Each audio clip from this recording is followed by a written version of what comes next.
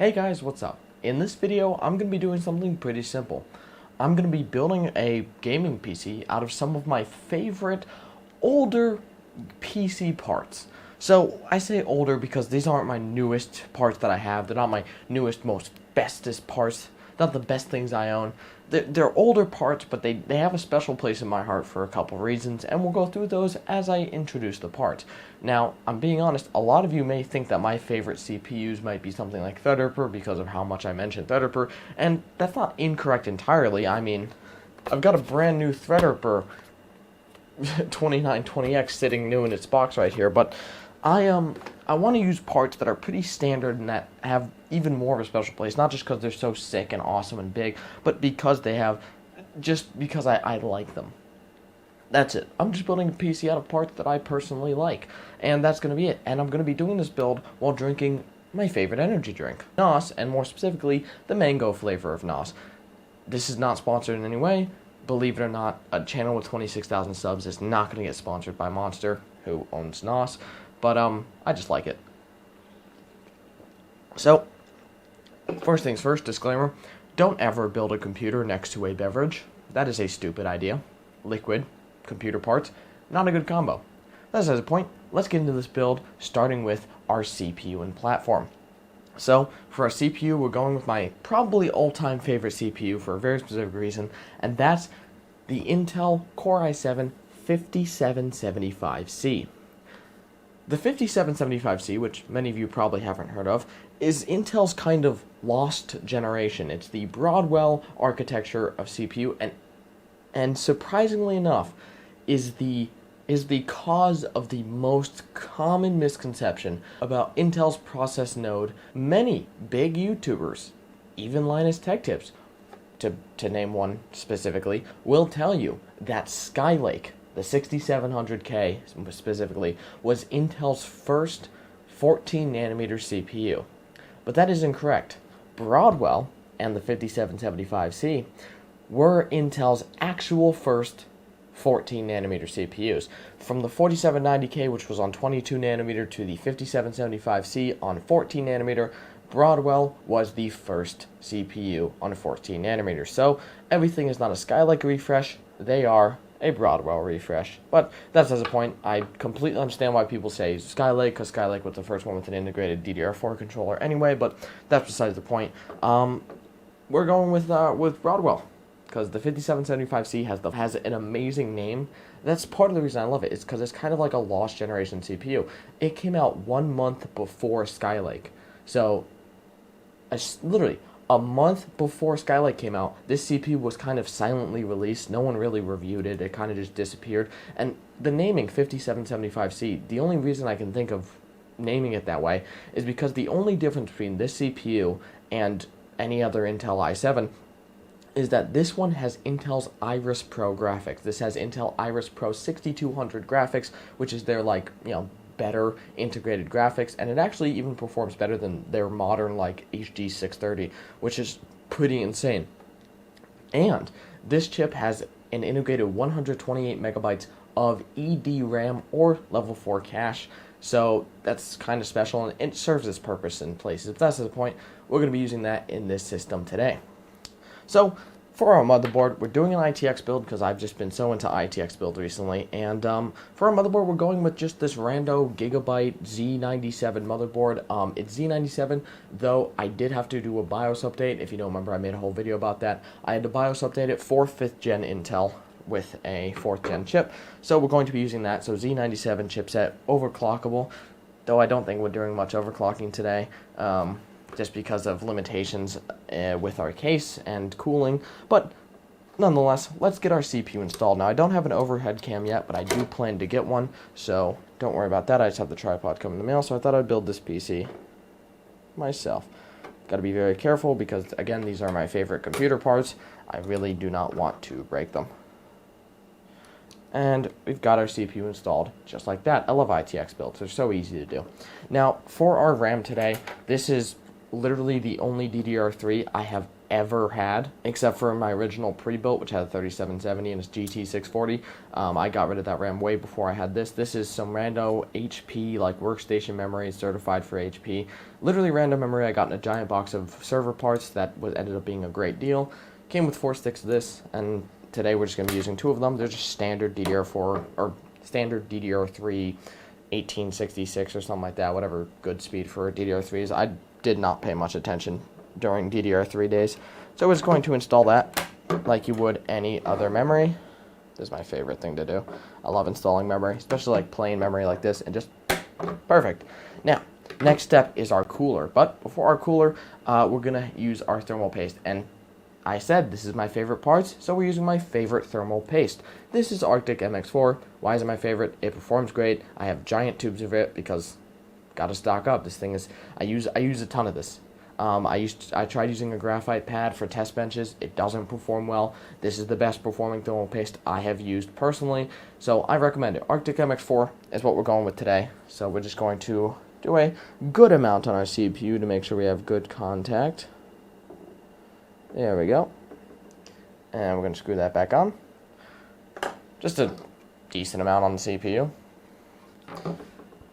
And then for our cooler today, we have the Noctua NHL9i. Now, the Noctua L9i is not my favorite cooler by any means, but it is my favorite low-profile air cooler, and sadly, I can't use liquid cooling in this build. I wanted to use an Asetek AIO liquid cooler in this build, but sadly, I could not because the case, although having advertised mounting and support for radiators, it's clear it gave actual no thought to the tubing or the fans coming off of the radiator, so I could not actually fit a liquid cooler for my CPU in this build, so we're using my go-to low-profile air cooler, the L9i.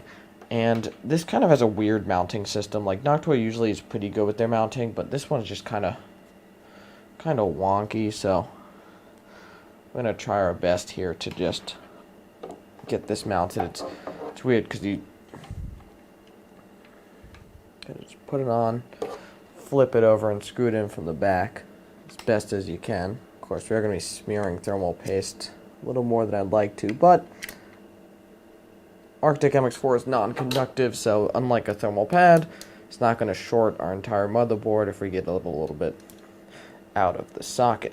Go get our corners mounted, and we'll just tuck in our fan cable and connect it a little something like that. Wow, nice and hidden. Perfect. Hide it behind the RAM. And there we go. We have our little dense motherboard here. I love ITX builds. That's why I'm actually doing an ITX, because it's one of my favorite form factors now. I used to really hate it, and for like a first-time PC or like something you're going for like actual value for money, ITX is not good. But I like ITX because I'm not going for value for money. I'm just going for my favorite stuff. So I'm going to go for an ITX build today, and I don't need a capture card or anything, as a lot of my builds tend to have. So this will work fine. Actually, it turns out I already have a 120GB SSD with Windows on it, so I'm going to be using this Inland 120GB SSD for our boot drive. It's really nothing special, but it's kind of one of my favorite brands. Not because, I just love Inland so much, but it's so inexpensive. These are like $20. I've seen them as low as like $15 at Micro Center, and they're just super, they work, and that's what I like about them. So that's why they're kind of my favorite. Again, I prefer M.2 and NVMe for more high-quality drives, but for just a cheap, easy drive, I'll go Inland this time. And, of course, we're accompanying 120GB with a 2TB Seagate FireCuda SSHD. That is a hard drive with some extra high-speed cache, SSD cache, kind of. So it's a hard drive, but it has a higher speed cache to kind of speed up things, to speed up access times on certain applications that use a lot, let's say a game or something, but I don't really know how much it works. I just know it's basically a laptop hard drive, and this specifically isn't my favorite drive, but I love laptop drives. I think they're adorable how they're the same size as an SSD, yet they're hard drives. They're full spinning hard drives inside this tiny little case, and it's so cute. And for our ITX build, we should be able to fit 2 of these drives, and it's just adorable. So Seagate 2TB, we'll have plenty of room for all of our games. It's got a magnet in it, so let's not put there. And for our power supply today, surprisingly enough, we're actually using a full-size ATX power supply. So this is an 850 watt G3 from EVGA. And the reason I love this power supply, first of all, EVGA, one of my favorite power supply companies, my go-to usually. The G3 is a great line, and this is actually the power supply for my first ever build. Well, not this one exactly, it's actually still in one of my builds, but my first ever PC build, I used an 850 watt G3, so I have another one. I'm going to be using this build. I would like to use an SFX power supply, but the one I ordered from Silverstone has not arrived yet, so I'll be using this one for now. And without further ado, let's actually move on to our case, because that'll be the most important, and then we'll do our graphics card in the end. Alright guys, so I do have kind of a confession to make. This is not my favorite case by any means. This is some rando case I got on eBay, but I was looking for a build to do in it that would fit, and I chose this one today. I really wanted to use a case that actually uses a Flex ATX power supply and is so tiny, but the Flex ATX power supply I ordered has not actually arrived yet, so we can't use that yet. So we'll use this case, which is kind of weird. I mean, the advertising, false would be a kind of a generous word to use. I mean, outright just like kind of bad case in my opinion. I don't think this is a great case, and that's what's so good about it, because cases suck and this one sucks, so it's pretty standard. So this case is pretty basic. It's just some random case I ordered on, oh, IO Shield came out. Some random case I ordered on eBay. There's really nothing special about it, and that's kind of what I like. It's a nice little ITX case, although one thing I don't like is, yes, it supports full-size power supplies, but I feel like that's a feature that could have been taken out, and this case could have been a lot smaller. That's just my personal belief. I think this case should be smaller, but it's kind of a nice size, and, you know, even with all these features, you know, full-size power supply, kind of long, you know, even tall, and supposedly supports a 240mm radiator, though the radiator support's kind of wacky, it's still somehow smaller than the NZXT H210, and that is completely sad on NZXT's part. I am disappointed. So, we're going to pop in our IO shield. Pretty basic. One thing I noticed about this motherboard I forgot to mention, it has eSATA. It's got eSATA. It has an eSATA port on it. Kind of a weird thing to have, but no matter. Right there. We're going to slot this in just like so. It does actually mount upside down. A lot of these ITX cases do, although technically I'm pretty sure I could mount it right side up, but with the size of the riser cable that I got, I would actually just like to have it upside down. I think it'll work a lot better, and we're just going to get some screws here in a sec. And this is where the overhead cam would be nice, but sadly we don't have it, so I'm just going to basically ITX motherboards, 4 corners, really easy to mount in any case really that supports them. With this case, it actually does have a single front panel USB 3 port, which is uncentered, which is annoying to me, but it's got this weird connector where it's a USB 2 coming off of the USB 3. I have literally no idea why. There's actually no reason for it, but you know, whatever, I'll connect it anyway, because it's that USB 3, and I guess I'll connect the USB 2 to see if it does anything. Connect that, and we'll get our front panel connectors before I forget. Connect our USB 2, which is conveniently right next to it, to the USB 3. Again, if this does anything, I wonder if it allows it to have, I actually have no idea if it's just for power, because again, this thing came with no manuals or anything. It's kind of just a random eBay case that I thought was a little smaller, but, you know, I think it'll work fine. It's a weird case. I like these cases, though. And of course we have power switch and power LED. Do we even have a plus minus? No, we don't have a plus minus. Just gonna have to assume. And now we just need to install our power supply. This is gonna be a little complicated because I need to route the cables first. But we can look at what we have so far. Just a nice little build going. We're going to unscrew our back glass. Both sides actually are glass. So, again, really interesting. This is about a $100 case, a little less, about 80 bucks, but with tax and shipping and everything, it usually rounds up to about $100 for this case. And you get tempered glass on both sides. A pretty neat design. I mean, again, some weird flaws with the radiator mounting kind of ruins it. And this will create really weird airflow coming only from the top, but hey, it works. So one thing we're going to do is connect our PCIe riser cable. That just slots in like that, and then I will mount it to the back here, nothing special. Okay, so for our power supply, this is going to be weird, because this is going to be kind of confusing, because it just barely fits in the case, and cable routing is going to be a little hard, because you can tell it's kind of meant to have like custom cable lengths or something, because these cables are pretty long for this small case, but basically, we're going to want to Alright guys, so I did a little bit of cable management. I managed to get our power supply installed, and, well, I should put those around management as well.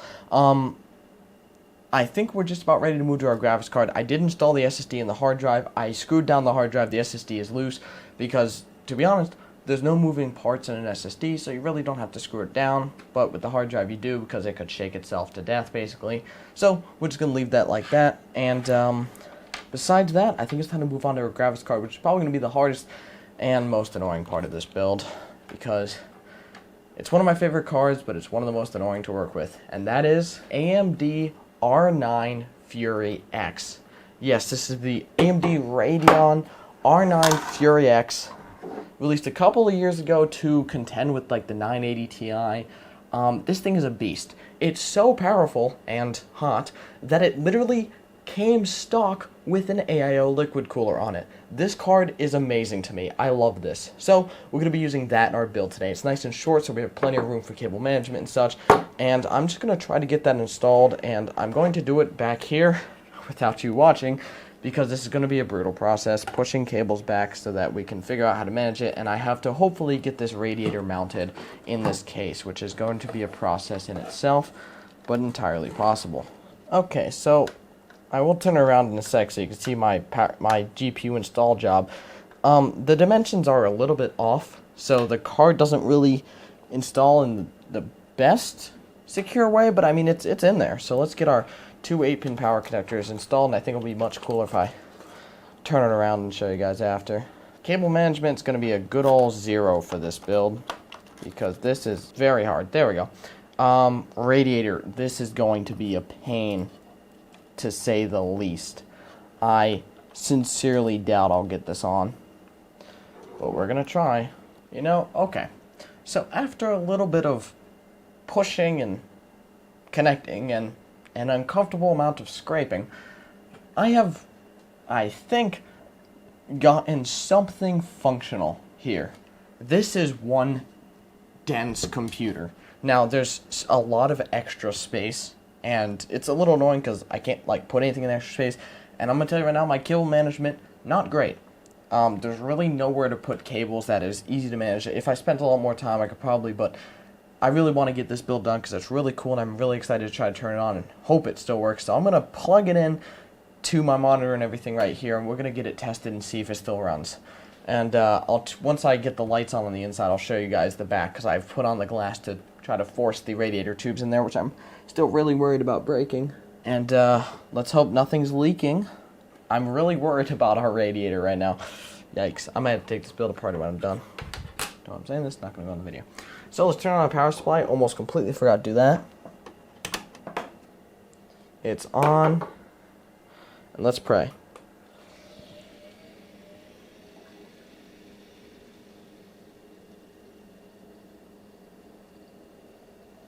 I hear liquid.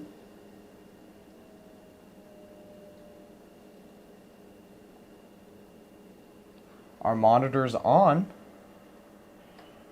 That's a good sign, because AMD always makes less, and we are inaccessible boot device. Hey guys, so in the process of reinstalling Windows and fixing our drive issues and downloading Steam and getting some games to test, I kind of had an epiphany. The parts I used in this system, the 5775C and the R9 Fury X, were both released in 2015.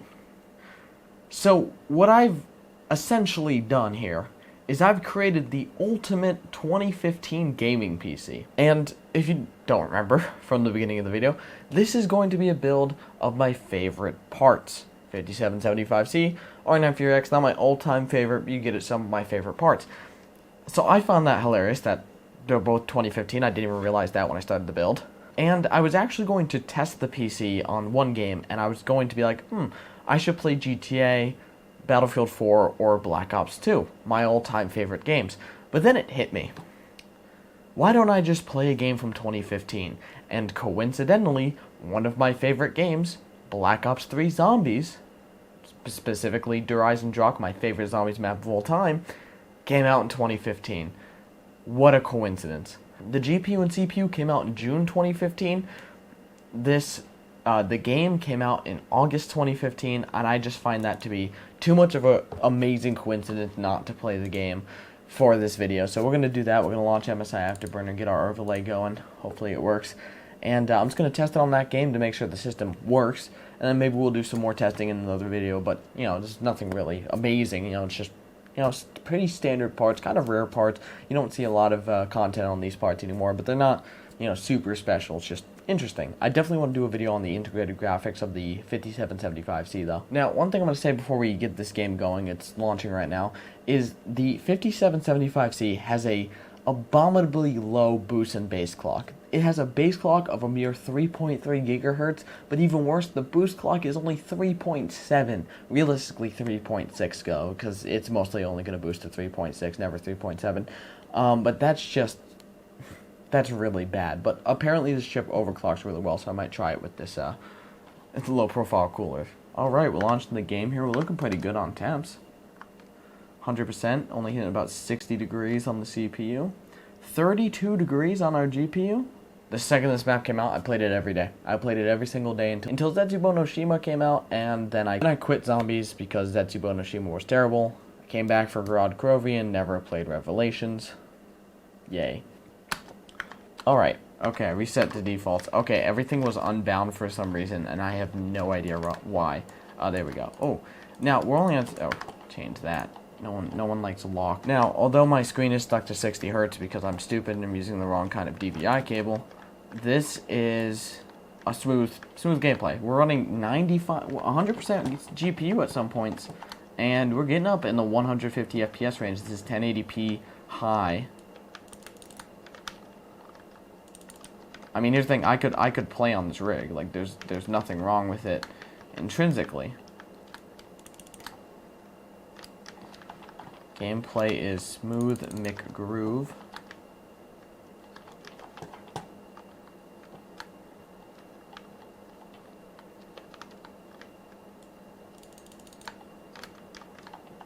Now, it doesn't look as smooth on your screen, on your end, because I'm recording at 30 FPS to get that high resolution, but it's smooth. I mean, yeah, again, still stuck at 60 FPS because of my stupidity, but if I was playing at 144, we'd still be hitting it, because we're getting over 150 FPS at most points. This is amazing. I mean, this is a game from the era. These are like the highest end parts. Yes, I know Skylake technically came out a month after this in 2015, but I'm going to pretend Broadwell was the best of 2015 because it's my favorite, and I'm dead.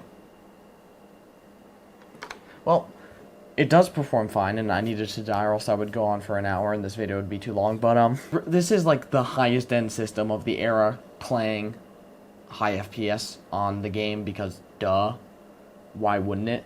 We're actually getting up towards the 4 GB of memory, and this card only has 4 gigs of HBM memory, not HBM2, HBM. So 4 gigs is the max amount of HBM you could have on a card because of the way it's stacked, but eventually they fixed that with HBM2 and have up to 16 gigs or more. But that's the point. So this is an awesome system. I'm very happy I built it. Now, I'm very disappointed, to say the least, with this whole radiator thing where I had expected to be able to get at least either a 240 for just the CPU and use my favorite 240 and then maybe rock a Vega 64, or get two 120s, because that's what I expected, one for each part, but sadly I could not because of the stupid way it's designed. You know, I almost forgot to show you guys the back of the system, so let me turn it around for you guys. I'm a little worried. Now, you might just see a reflection, but as you can see, we got our R9 Fury X, and we've turned off. Okay, our connection is a little bit loose with this DVI. But as you can see, we just have a nice system here. You might just see a reflection, which is a little annoying, but it's a great looking machine. I love the way that R9 Fury X looks and lights up. It's very minimalist but flashy, I would like to call it. Now, I hope you guys kind of enjoyed this build. I really did. I love these parts. I love this system. I'm probably going to use it a little bit. I mean, I don't know what I'm going to do with it because I can't use it as a streaming PC, and I have a better gaming PC, but I might rock it for gaming a little bit. I don't know. It's kind of a nice rig. It'd be nice to, you know, play some controller games on it too, just classic games. I don't know. Tell me what you guys want to see. If you want to see more benchmarks with this rig, I'd be happy to do them. Happy to do a whole video about like playing VR on this rig. Or just let me know what you guys want to see. Thank you guys so much for watching. Hope you kind of enjoyed. I love doing builds like this where I just pick what parts I want to put in and put it in some stupid case that it lies about what it is for. Thank you so much for watching. I love you guys. I'll see you in the next one. Peace.